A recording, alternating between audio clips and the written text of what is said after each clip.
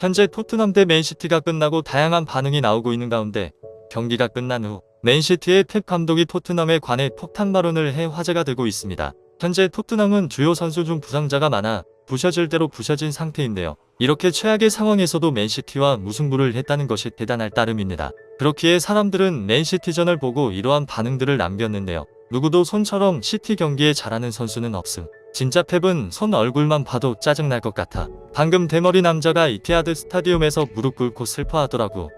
하하. 대부분 팬들은 손이라고 부르지만 시티는 데디라고 불러야 함. 손이 도쿠를 완전 바보 만들었다. 펩은 평생 스퍼스를 싫어할 것 같음. 그의 정교하고 복잡한 계획이 항상 손 때문에 실패한 하. 맨시티 상대로 저런 패턴이 항상 통하네. 손흥민 덕분에 토트넘이 이길 수 있었다는 반응이 대부분이었는데요. 손흥민이 맨시티 킬러라는 별명은 아직까지도 유효한 것 같은데요. 손흥민이 맨시티 킬러라는 별명을 갖게 된 것에는 다 이유가 있습니다. 맨체스터 시티라고 불리는 맨시티는 지난 시즌 트래블까지 달성한 세계 최강의 구단인데요. 이런 세계 최강의 구단인 맨시티도 손흥민에겐 안되기 때문입니다. 손흥민은 그동안 맨시티를 17번 만났는데요. 17번 중에서도 7골 3도움을 한 것입니다. 최강이라고 불리는 맨시티를 상대로 7골 3도움을 하기란 쉽지 않은데요. 리그에서 뿐만 아니라 유럽 축구연맹 챔피언스리그라고도 불리는 유로파에서도 맨시티 킬러 면모를 보여줬는데요. 2018-2019 시즌 유럽 축구연맹 챔피언스리그 맨시티와의 8강 1-2차전에서 3골을 퍼부으며 맨시티에게 탈락의 아픔을 안겨줬기 때문입니다. 또 2023-2024 시즌 맨시티와의 첫 대결에서도 1골 1도움을 기록하며 맨시티 킬러임을 재차 증명했는데요. 이번 경기에서도 역시 마찬가지였습니다. 손흥민은 바로 경기 시작한 지 6분 만에 골을 넣어버리는 미친 모습을 보여줬는데요. 역습 상황에서 쿨루셉스키가 올린 침투 패스를 받고 미친 스피드로 맨시티들의 수비수들을 제치고 페널티 박스까지 들어가 오른발 슈팅으로 골을 넣은 것입니다. 이 골은 지난 10월 크리스탈 팰리스전 이후 한 달 만에 터진 귀한 골이자 리그 9호 골을 달성하는 순간이었는데요. 이 장면에서 펩 감독이 망연자실한 듯한 모습이 포착되기도 했습니다. 맨시티 킬러 손흥민 역시 그 면모를 보여주는 모습입니다. 맨시티는 또다시 손흥민에게 속수무책으로 당하네요. 이 골로 인해 손흥민이 다시 득점한 단독 3위로 올라서는 모습이었습니다. 골을 넣고 3분 뒤에 맨시티의 프리킥 상황에서 손흥민이 막으려다 자책골로 들어가 버리기도 했는데요. 손흥민과 토트넘은 아랑곳하지 않았습니다. 손흥민은 그 실수를 만회하기 위해 더욱 열심히 견제와 압박을 하는 모습을 보여줬는데요.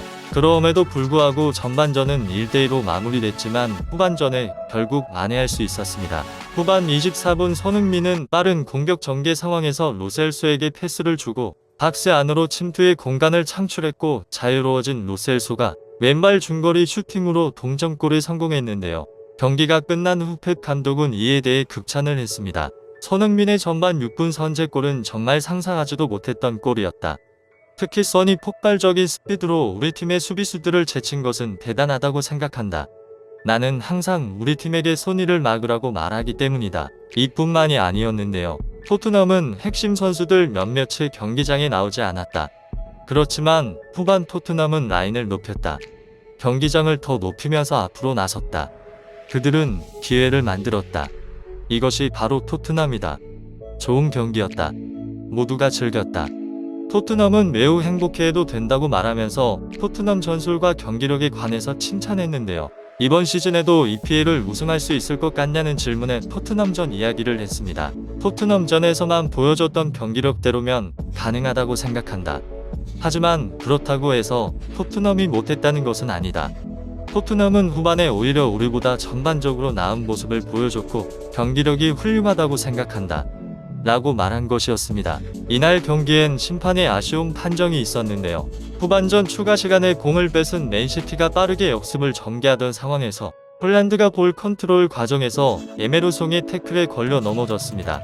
홀란드는 넘어진 뒤에도 일어나 전방으로 침투하던 그릴리시에게 패스를 했는데요. 주심 역시 어드밴티지를 부여해 경기를 진행하던 상황이었습니다. 하지만 그릴리시가 패스를 받고 달려가던 순간 심판은 갑자기 휘슬을 불어 맨시티의 프리킥으로 선언한 것이었는데요. 누가 봐도 이해가 가지 않는 상황이었습니다. 그의 맨시티 선수들과 펩 감독은 강력하게 항의를 해봤지만 번복되지 않았고 경기는 결국 그대로 마무리되었는데요.